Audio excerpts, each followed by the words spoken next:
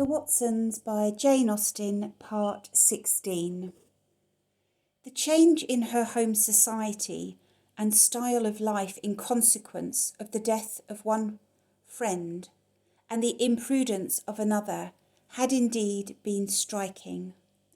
From being the first object of hope and solicitude of an uncle who had formed her mind with the care of a parent, and of tenderness to an aunt whose amiable temper had delighted to give her every indulgence, from being the life and spirit of a house where all had been comfort and elegance, and the expected heiress of an easy independence, she was become of importance to no one, a burden on those whose affection she could not expect, in addition in a house already overstocked, surrounded by inferior minds with little chance of domestic comfort and as little hope of future support.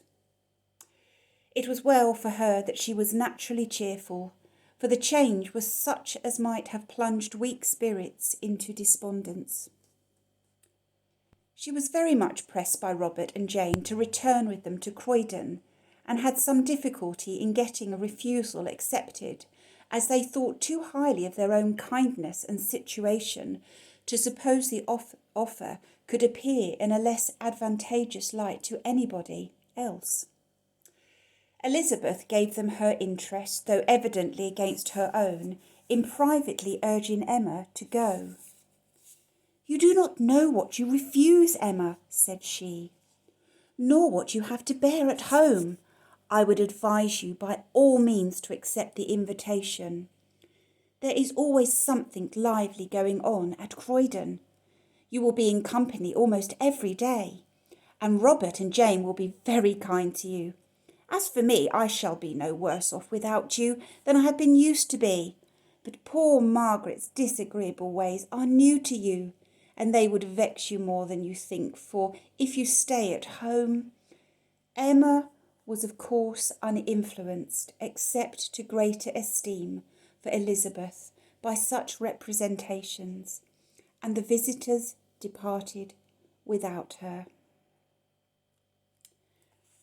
Now this, sadly, is the last bit of writing, bar one extra little bit I'm going to read to you, of The Watsons by Jane Austen. So as a reader, I'm obviously clearly sad that this story is really just beginning, really, isn't it? We're just really just getting into it. So it's now my own opinions, just stating that I feel quite sad. I didn't realise it was going to come to such an abrupt end, and obviously we can only imagine how this story would continue. And it's the same with Sanditon. I shall obviously do a little video another time to add to the Sanditon playlist, because once again that finished sooner than would hope. It was clearly unfinished. As with both of these, you can see, I can certainly sense and feel that they weren't complete as they are now. There was much extra bits and editing and shaping and sculpting to do just to get each aspect of Jane Austen's writing to just hang together and sort of like sew together sort of seamlessly.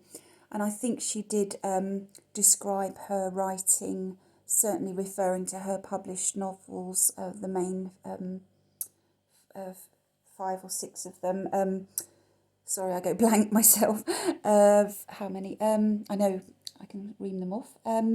As like a tapestry, a fine tapestry, sort of finely worked tapestry, and that's what's the beauty. Every tiny little stitch in a tapestry adds towards the greater picture, and no stitch, no thread is without use or purpose, without the effect. So both the Watsons and Sanditon clearly what has been published in this Penguin classic, which is just the unfinished works of Jane Austen. I hadn't actually taken my time to read those in the past, as much as I believe I'm a bit of a Jane Austen purist, and I absolutely love her main novels, which I shall talk about another time, and I've read and I've studied, and what can I just say? Yeah, so there we are. So I'm sorry that this is a bit of a disappointment. It is to me, because I was hoping to read some more. But we just have to appreciate that with any writer and any writing, you throw down what you can on the page to get it going, to get that essence, to get it started, get the atmosphere going, and then you can obviously with editing and revisiting and revamping and rewriting and shaping and forming the words, sentences and paragraphs and the plot and the structure, you end up with a masterpiece, don't you? As far as I'm concerned, Jane Austen's other 6 novels are masterpieces.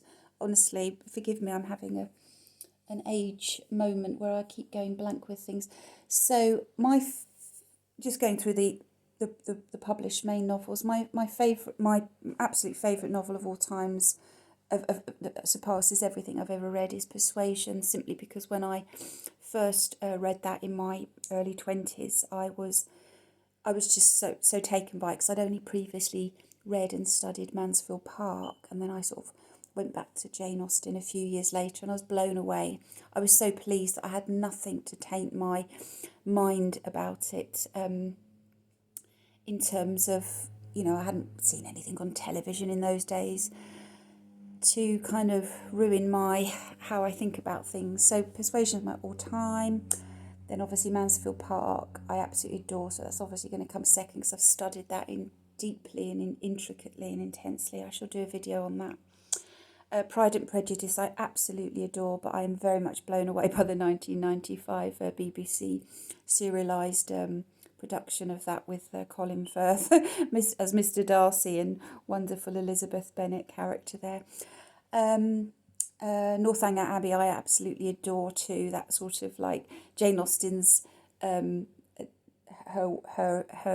I don't mean attempt, that's a demeaning word, as a Gothic novel. Sense and Sensibility I absolutely adore. It taught me so much about kind of relationships with the opposite, in sort of love relationships, like if somebody doesn't like you and they don't treat you right, you really shouldn't be continuing to remain in love and obsessed with them. And that's something where Sense and Sensibility, that taught me so much. Emma I absolutely love and adore very much. Well, who have I forgotten? Persuasion, Mansfield Park, Pride and Prejudice, Sense and Sensibility, Emma. Oh my goodness, was it just 5? This is what happens when I'm recording. I get really nervous and I go blank. Could be an age thing, plus my mind is really overwhelmed with things lately. So anyway, so I've waffled, which is typically me. So I'm very sorry that the ending has come thus. I will just read from the 2nd edition of the memoir. When the author's sister Cassandra showed the manuscript of this work to some of her nieces, she also told them something of the intended story, exactly the intended story. For with this dear sister, though I believe with no one else, Jane seemed to have talked freely of any work she might have had in hand. Mr. Watson was soon to die, and Emma to become dependent for a home on her narrow-minded sister-in-law and brother. Yep, this was going to be an excellent novel of Jane Austen's. She was to decline an offer of marriage from Lord Osborne, and much of the interest of the tale was to arise from Lady Osborne's love for Mr. Howard and his counter-affection for Emma, whom he finally was to marry. So this was just going to be an awesome, awesome, awesome novel. Anyway, I'll just sign off now. Thank you for listening.